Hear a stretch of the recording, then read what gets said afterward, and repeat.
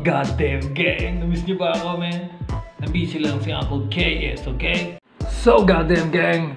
Masyadong nabibusy si Uncle KS. Ang dami nating pending na kailangan natin panoorin at i-react dito sa goddamn gang in this goddamn house. Pero ngayon, man, ito isa sa pinakamatagal ng pending, man. Ang dami nagsisend sa akin ng lyric video na ito, bro. Dahil ito, ang pagbabalik ng Mercenarios. Got Mike International, bro. Check nyo sa baba, ilalagay yung link nila, Mercenarios Official, okay? At ang magra-rap ngayon dito sa goddamn gang ay walang iba kundi si Tutubing Karayom Lito Rampador, okay? Yung apelido, goddamn gang, ulitin ko, Rampador. At syempre, Don Brutal. Goddamn. Ito daw ay parang batch 1 or batch 2 ng Ghetto Dogs. Pati yung recording, pati yung paano yung spit, paano yung rhyme, paano yung, diba? God damn it. Pakinggan na nga natin ito, bro. Let's go. Hoy mga kids! Sexy na! Puro pasaway! Ano yun? Kaya di nyo na ito madedelay! Kung sa labit, akin isa-isahin! Alabas, maunang walang maliligtas! Damn, okay. Tutubing Karayom ang unang nagra-rap at tinira agad yung Gen Z. Mga puro daw kayo pasaway, man. Totoo ba ito, Gen Z? Yung mga bagong henerasyon ngayon, totoo ba ito? God damn it, yung sinasabi ni Tutubing Karayom. Kasi, o diba, kayo yung malasagot sa magulang. Sarap yung tulak sa patinga, di magulang. Parents nyo, di kayo sumusunod. Puro may pakinutusan sa nabigot nyo. Oh no, man. Mga palasagot sa magulang. God damn, bro. Alam nyo, man, hindi naman si Uncle KS hipokrito. Bro, nagkaroon din ako ng stage na ganyan na sumagot ako sa mga magulang ko. Pero man, pinagsisisihan ko talaga yan, bro. Kailangan mo humingi ng pasensya. Kailangan mo mag-sorry ng todo sa magulang mo, man. Ang mga magulang mo, marami silang sinakripisyo para sa'yo, bro. Tas sasagot-sagutin mo lang ng ganyan. Walang respeto, god damn. Walang sibuyas kapag kayo'y napagalitan. May paglalaya si Badireto ng inuman. Depress daw sila, takila donete. Walang silbi sa bahay, puro kayo peste. Depressed daw sila. Wala nang silbi sa bahay, puro mga peste. Mga peste, walang silbi sa bahay, bro. Pa-depress kunyari. Real talk, ang daming Gen Z ngayon, sa mga makabagong henerasyon, dami sa kanila depressed, di ba? Ikumpara mo sa mga batang 90s na nasanay sa palo ng magulang, nasanay talaga sa struggle, asaran, nasanay sa mga bully, man. Kaya nalampasan natin yan lahat, bro. At syempre, pagkatapos ng stage na yan, man, we went fine, okay? Naging magagalang tayo na citizen ng Pilipinas, man. God damn it. Okay, yung iba mas successful pa. Dahil nga bata pa lang natitrain na sa struggles at conflict, man. Okay? Hindi puro cellphone, nakikipag-socialize. Yung mga laro dati, di ba? Lalabas ka talaga, makikipag-connect ka sa ibang mga bata. Man, ganun, bro. Nasasanay tayo makipagkapwa-tao sa murang edad, man. Damn. Kailan sana, pag-grind ka, tabay ka na ka-unwind pa. Ano daw, pag grind pa, tambay ka na nga, naka-unwind pa.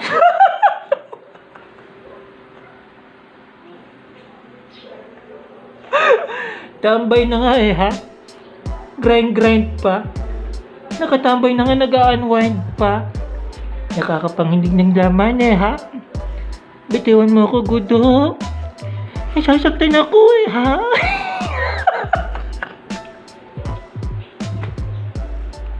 Ang cool kayo, sister plan. Grabe kayo mga Gen Z kayo, man. Karamihan sa inyo yung mga nagko-comment dati dito sa goddamn gang, mga Cuba Gooding Jr., Jeje mga Gremlins, yung mga fans nila Ismagol, Tugbolodon, sino pa?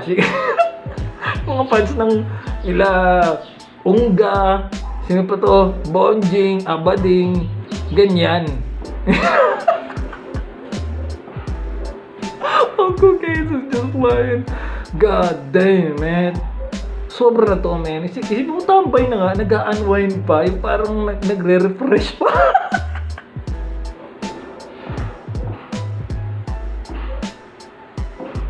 God damn. Man, at ang hilig dito mag-flex sa social media. Yun talaga yung mga makabago ngayon. Man, real talk. Hindi naman lahat, pero karamihan, bro. Hindi! Naka-flex ang stock, belt ang pera mo. Ang ila mo, di naman sa'yo, kundi sa ila mo. Okay. Tutubing karayom. Man, maraming matatamaan dyan. Yung mga nagpapakita ng pera-pera, pero hiningi lang sa airmat o hiniram. Marami dyan, may pati mga ano nila. Yung mga alahas nila, men, hiniram lang, bro. Okay? God damn it. Yan, sila Boy Tulo, Flow Nog, puro hiram. Ano ba yan? Hindi ayusin nyo, ha? Isipin nyo, yung mga ipin, million daw, pero kung pupuntahan nyo yung dentist. Okay, so Uncle Quezon just flying, let's go. Yung bakit punyeta, ang aking doon kumakilaan mo. Pagkati mo yung tugali sa talista. O, natayin ang lahat ang buki na ginagataan. Yung bakit punyeta, ang aking doon kumakilaan mo. Pagkati mo yung tugali sa talista. O, natayin ang lahat ang buki na ginagataan. Damn. Alam niyo itong chorus na ito, si Don Brutal ito sigurado, man. Kaboses talaga ni Pooch, man. Pooch, Kuya Pooch, okay? Kung nakikinig ka ngayon, Kuya Pooch. Kasi goddamn gang, si Pooch ay laging nakikinig yan sa goddamn gang. Simula nung nangyaring rap game ng 2020, okay? May mga kapatid ako sa Dunggalo na malapit kay Kuya Pooch. Sinasabi sa akin, Uncle KS, laging nanonood sa'yo si Kuya Pooch. Okay? Salamat, Kuya Pooch and the Pooch family, okay? Nakikiusap ako sa iyo, Kuya Pooch, okay? Kuya Pooch, na isalin niyo yung buong Mercenarios. Kung magkakaroon man ng reunion, ang Ghetto Dogs, okay? Isalin niyo na ito, si Mercenarios, goddamn it. Isalin niyo sa Ghetto Dogs ito, man, goddamn. Imagine niyo, goddamn, gang, Mercenarios featuring Pooch. Tapos ganyan yung style ng beat, ganyan yung style ng yung mga tema, di ba? Classic Ghetto Dogs ito, man. Pinupuna yung mga mali na nangyayari sa lipunan, okay? God damn it. Sa ukot ni mong wala ang alam. Pagkatauhan mo, huwag ka magyabang. Kung ano, pag pumapasok sa isipan, taong na pagkada ang iyong pinapakit. Bubut pa yung katauhan mo, huwag kang magyabang. Kasi nga, may gatas ka pa sa labi. Kasi nga, Cuba Gooding Jr. Gremlins, jeje mong ka pa lang, goddamn. Yan! O sige, pabayaan sa lasangan, hayaan niya maguto. Na magtauhan, sagot ka pa, kaya mo kong mag-isala. Tingnan ko magbigas sa kapal ng iyong mukha. Oh, shit. Man, medyo mas real talk itong sinasabi ni Lito Rampador, man. Alam niyo yung mga geng, brit, geng, pao na yan, ng mga ganyan mga Cuba Gooding Jr. Gremlins. Isipin niyo, man, kung wala yung mga magulang nila at yung mga tumutulong sa kanila, man, para may pambili ng yosi, mga ganon. Isipin niyo, man, magugutom talaga kayo sa lansangan. Pag grind, pa hustle, kunyari, ginagaya si Bugoy. Yung image ni Bugoy. Pero sa tunay na buhay, wala naman sila kung ano meron si Bugoy. Nakoy-koy. Ang Quezon just fly, man. Napaka-real talk naman ito, Lito Rampador. Pera ng iyong amatina, laging pinepekto. Puro kakahagugan, lakas mga gago. Tapos taas na, kaya ang lahat. What the fuck? Siguan sa mukha ng lagak pa. Pinag-aaral ng mahusay, bisyo ang inuuna. Tapos pag nahuli ka, kanino ka aasa? Pinag-aaral kayo ng mahusay. Bisyo ang inuna. Damn it, man. Pag nahuli, kanino ka aasa? Di ba maraming ganyan? Di ba marami? Kahit mga rapper, ang daming ganyan rapper, may nahuhuli. Nagdadala-dala ng mga illegal, bro. Siabu. ba, dami? Sasabihin nyo naman, nanghuhusga si Uncle Kes, nanghuhusga si Uncle Kes. Sasabihin nyo na naman, nangihila pa baba. Hindi, katotohanan lang tayo, okay? Naturingan may mga pangalan kayo, tinitingala kayo ng mga kabataan, tapos gagawin yan. Ano nangyayari ngayon? Ginagaya kayo ng mga na idol sa inyo, ay ginagaya kayo. Kakatapos nyo gagawa ng mga kalokohan, biglang free, kung ano, free this, free that, di ba? Free Young Thug.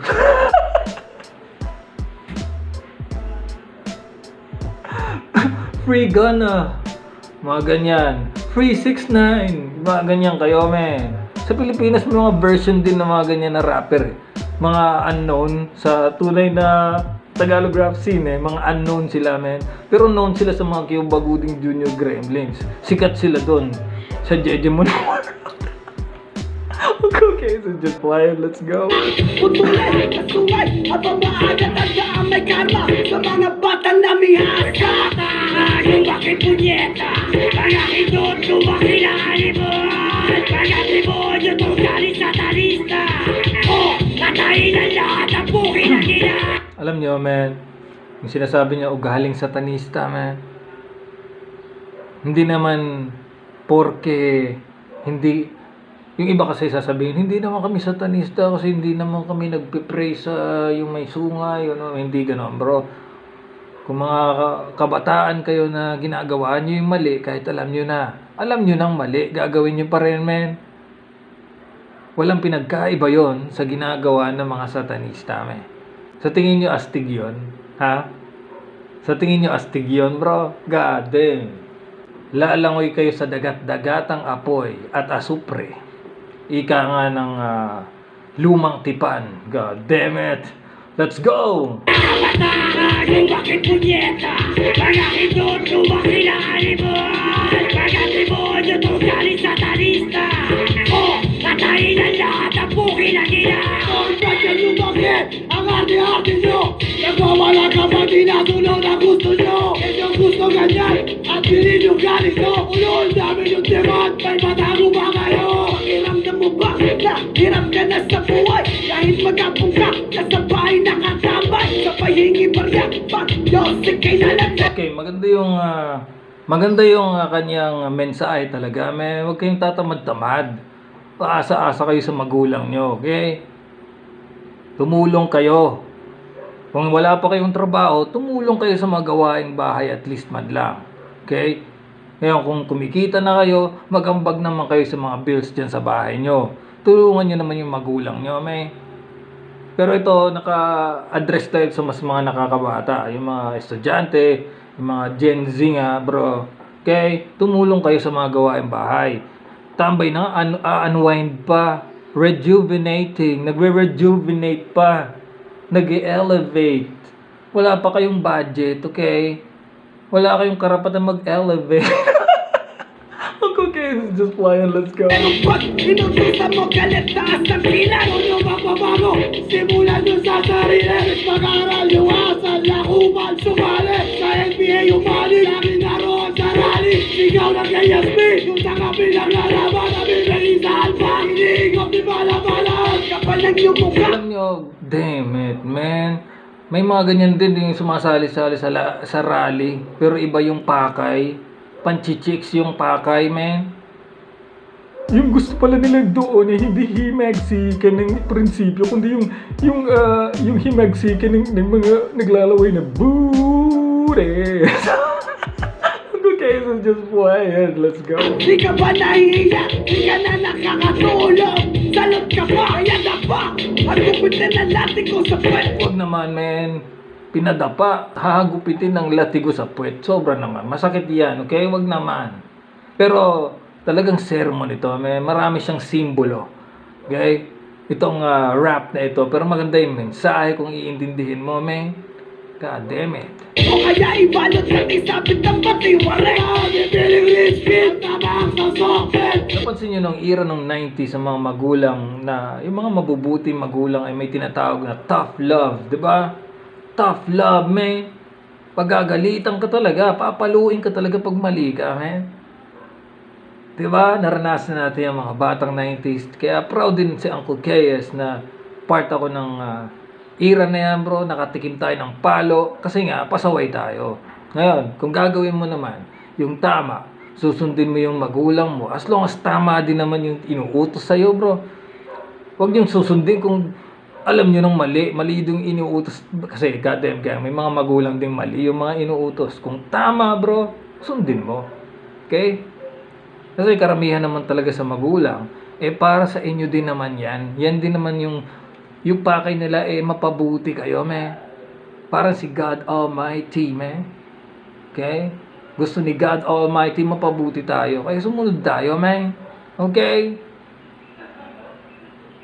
Damn. Okay lang magalit pa minsan-minsan, hindi mo pipigilan yan, bro, okay? Si Jesus Christ nga, man. Si Jesus Christ ay, sa story niya, meron siyang story na nagalit siya dahil may mga nagsusugal sa loob ng simbahan. May mga nagsusugal. Syempre, di ba, kailangan mong irespeto. Kailangan mong irespeto yung lugar. Kaya, ito ay isang forma ng galit pagdating sa Tagalog rap na art. Galit ito pero binibigyan kayo ng magandang payo, okay? Ghetto Dog style. Tinatagal din sila pang may kataporin. Mga warrior sa ibo na sa dami akaw. I'm going to put you down 6 feet underground. Akala mo, dyan nagtatapos. Hanggang hindi kayo nadadala at di sumusunod. Kulang, wala silang tinurong masama. Hanggang sila mapabuti ka't lagay mo kumanda. So astig ka na, kasi alam mo lang lahat. Kaya mo na yung sarili. May lakas na paano mo. Kaya pa lang, hindi ka natakot. Ano pala sa lana? Kaya sasagot-sagot. Ikot ka, bakit ka pa pinanganak? Hindi lang nakangyan pero ugalit niya anak. So dedicated ko sa mga demonyo anak. Ay kayo kay Don't Be So Welcome Back. Patay kayo kay Don't Be So Welcome Back. God damn it, man. Parang si Pooch talaga ito, no? God damn gang. Kaboses niya si Pooch, man. Daming hindi putang sinatulad ko. Animal na pabigat na inayo. Okay, under nga pala sa mga hindi nakakalam, uulitin ko, under sila ng Got Mike International, man. Siyempre, sa pamumuno ni Kid Rabis. God damn it. Kid Rabis in the house, bro. Mas maganda kung mamataguyod na kayo. Sila tulang papalamon tapos binumura nyo. Buhay man ang kapalit, wala silang bakit. Walang ibang aral kundi kayo'y mamabuti. Minsan na sila naanda sa ating tabi. Kaya tandaan mo aking mensahe. Irespeto mo't patuloy mali. Huwag mong mumurahin nanay mo pa rin. Isang ako dyan sa ulo mo. Sila pa rin ang papalamon sa'yo. Napakasakit nito. Parang si Pooch din talaga siya mag-real talk. Yan, oh, God damn it, man.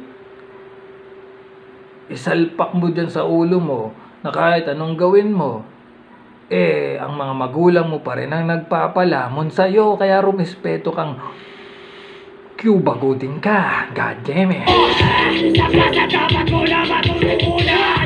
Mas piliin mo mabuting kaibigan. May isip ka at huwag kang magpamahal. Oo nga, no? Diba?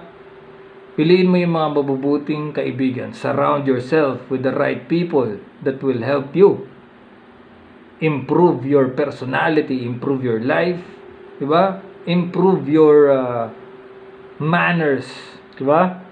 God, GMRC, God damn it. Lumayo sa bullshit! Yung bakit punyeta? Kaya hindot lumaki na animal! Kuya Pooch, alam ko nakikinig ka, Kuya Pooch, okay? Dapat magkaroon ka talaga ng track together with Mercenarios, man.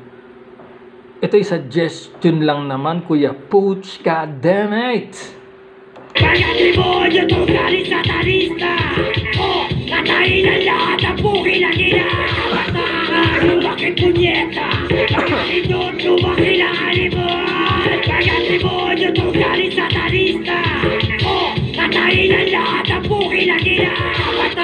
Yung bakit punyeta? Kaya hindot lumaki na animal! Kaya demonyo to galing satanista.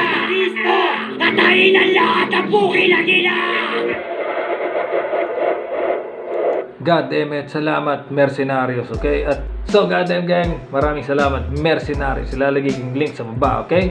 And it's goddamn gang. And this goddamn house. Pagkasama ko to, paano? Wala na. Ang buong goddamn gang will be goddamn gang. You know? Goddamn